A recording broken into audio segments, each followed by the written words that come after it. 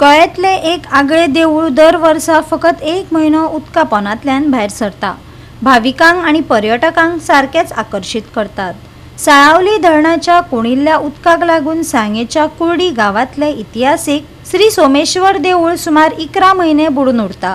पूण मे म्हयन्यान उदकाची पातळी उणी जातकच हे देवूळ आनी ताचे कडेन वचपी रस्तो परतून वयर सरता. खूब तेंपान म्हणल्यार अशें वर्सां हे देवूळ बुडलेलें आसता, उदकान बुडलेलें आसता. कितले वर्सां जालीं म्हणल्यार आतां हे मे म्हयन्याकूच तें देवूळ ओपन आसता. तेजी फक्त ती वयले तें शप्पर आसा दिश्टी पडटा.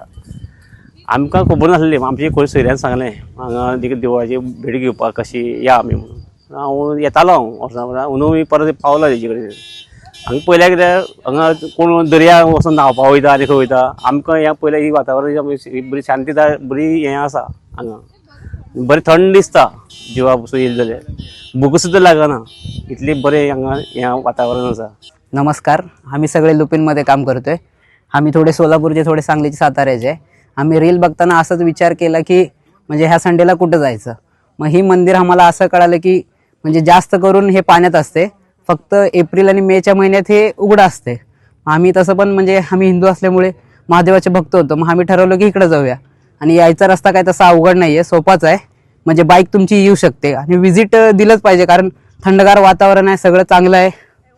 आणि गोव्यामध्ये म्हणजे मेन म्हणजे कॅथलिक जास्त असल्यामुळे आणि हे हिंदू मंदिर असल्यामुळे अवश्य भेट दिली पाहिजे. आणि मंदिराचा अनुभव पण चांगला आहे. आणि नेक्स्ट संडे आमचा प्लॅन आहे की अजून थोड्या मित्रांना घेऊन येऊया. गोवा 365 खातीर रमेश नाईक राऊत, गौतमी गावकार आणि अरुण नाईक.